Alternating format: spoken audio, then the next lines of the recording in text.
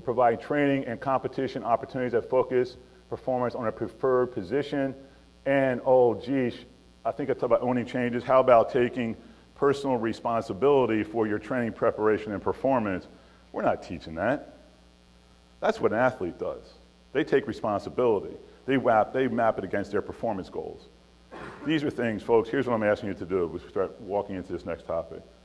I would rather you spend as much time, and Mike Teddy addressed this yesterday with Cal. There are years when he did not have athletes. What did he do? Anyone sit at that presentation yesterday? They did athletic things. They did running. They spent 60% on land and 40% on the water, or even less, like 70-30, because he now has to quickly create athletes from athletes that were not delivered to him. And I know we have a lot of great programs in here that work on the athletic part of it, and that doesn't mean necessarily just getting singles. That is I love that, and they know that, and I endorse that, but that is a piece of it, and they also do other great things. You know, if you look at Saratoga just spoke, but the athlete must come first. So you need to take time from when you see these kids at novice year to senior year. What does your athletics program look like?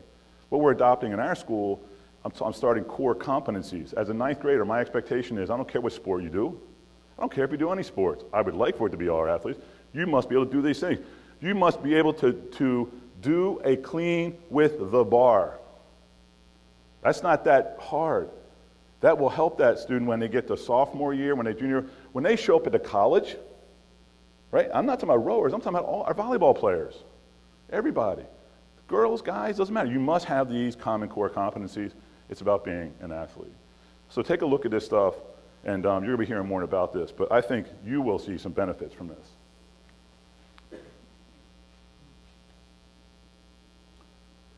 I don't know. We're going to try it. We'll give it a go. You'll hear more about this. I'm going to skip over this. These are some rowing fitness things if you ever want to try it. This will be on there. We're a little pressed for time. We use an example of this particular rower, Drew Ginn. Pretty good. All right, let's talk about this now. Let's move on. Track people here. Track folks, swimming people folks. Do your kids run with watches? Do they run like a lot of the programs do? They run with them, and for their splits and stuff. When you hand them that watch to run with, do they freak out like it's a hot coal and drop it on the ground, and start screaming? I do with my coach. Okay. How about anybody swimming? Any swimming coaches in here? You have a clock? What do the kids do with the clock? Eyeball it for time. Anybody? Jason? Yeah, looking for the splits, right? So no one, I don't hear them go, oh my God, it's a watch! Okay, good. How about this one? Anybody coach any sports that you measure things, shot put, high jump, long jump? When the tape goes out and you're telling people to set it for their approach, does anyone start screaming, I don't think I can do this? Some get a little bit frustrated by it, right? But in general, I mean, do you think if you brought all the people in here who did track and field that people would just start going, oh my God, that's horrible? If we brought that same group of high school in here, people that rode for you, what do you think they would do? I'm not ready today. Yeah, isn't it true? What do all three of those things do? They measure things for you, right?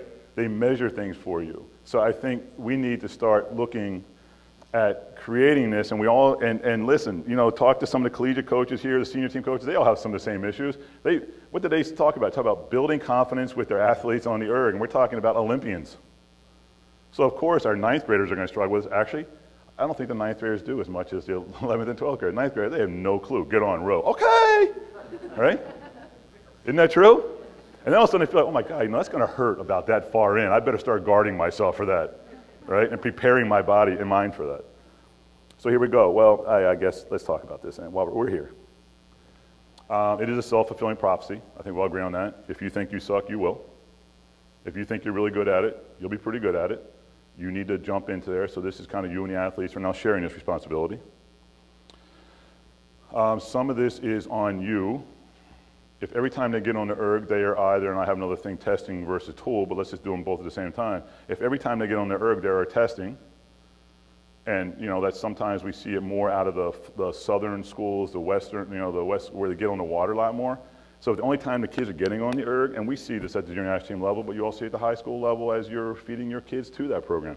That's not going to work real well. And the thing that really concerns me is that when I see the, you know, completely illegal yet always done captain's practices, right? No one's giving them workouts. What's the easiest thing to run at captain's practices? You see them run down there, they get the ergs out, there's no coaching around because it's not supposed to be doing it anyway, but no one there is like playing soccer outside, right? You get the ergs. Is anyone going to go there and do 45 minutes of steady state? Come on, what are they going to do? They're on there, they're yelling at each other, they're going to do, you know, 10 by 30 strokes or something crazy as hard as they possibly can, and they think that's what erging is. And so we need a balance so they understand kind of how it can be used as a measuring tool. So even though they're doing the captain's practices, you know they're going on. Then sit down with them before the end of the year and give them some programs that if they went to workout world or they did in your school, they would at least know what to do. You owe that much to them. Steady state, steady state. This is a good one. How you feeling today? Feeling pretty good? Listen, we're supposed to do 40 minutes, but I think you told me last week your shoulder was bothering you. Is it still bothering you? A little bit? Okay, so listen, why don't we do this? How about 4 minutes on, 1 minute off for 40 minutes? Will that work okay? Is that better than 40 minutes consistent? Okay. You know you do this. That person comes to you and goes, you know, I didn't really have my breakfast today. My mom was yelling at me last night. I didn't get my homework done. And you start modifying workouts. And the one that you modify, this one, this is the foundational workout. This is the bottom of the pyramid that everything else you work on the rest of the year is built off of. And if you violate that one, now we got real problems, right? So don't fake steady state when you talk to these kids. And how many kids want to get on the erg and go for 40 minutes as a senior or junior, right? I mean, that's tough. I know we take, okay, like I'm not a big proponent of long steady state. So if I said I want you to do 40 minutes, I'm probably going to say take a 1 minute break, adjust, grab some water, and go again, right? We're going to do that for juniors, but we're not going to parse it out at that level. We talked about this one. I'm okay with this one. Yes, sir. So you know, you've got a guy or a girl, you know they're putting the effort in. That's just the way they are. You know your kid. Yep. And one of them says, you know, middle of the piece, my knees hurt. But my reaction is, don't do it anymore for her. Yeah, they pulled the trump card. You can't win on that one. Right. You really can't. Now, I had to remind her that she was hurt because we're creating this scenario, right? Does that make sense? And remember, and then if she hadn't gone to the trainer, I would say, well, have you gone to the trainer in the last 10 days, you know, to figure that one out? But if someone pulls the hurt card, they're done, right? You have no option as a high school coach because next thing you need to know is the athletic director hears about that through the mom who never called you, and then the principal hears about it. In our district, what happens is first they call the superintendent. And then eventually I hear about it, right, in all the appropriate ways. Does that make sense? So yeah, I agree with you, but they pulled the trump card on you. You're kind of stuck. But now they need to be actively engaged in getting themselves better from that sports injury. They need to go with a trainer. You better see them with ice on it at the end of practice. You better, if you have someone that you use for a sports trainer in the local area, then you need to follow up with that. That's a good, because that can't be the I'm off the hook forever move, right? I like this. Fear is never good. I say it's nervous is just fine. I would tell you that. You know, we've all coached, and I think every single one of us gets nervous when we go to a race. If we didn't, if you don't, you should probably stop going to the races.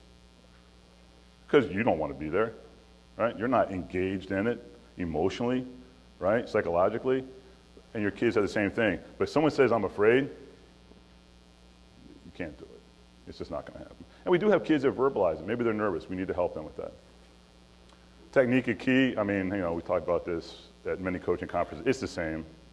It's the same. Your attitude counts.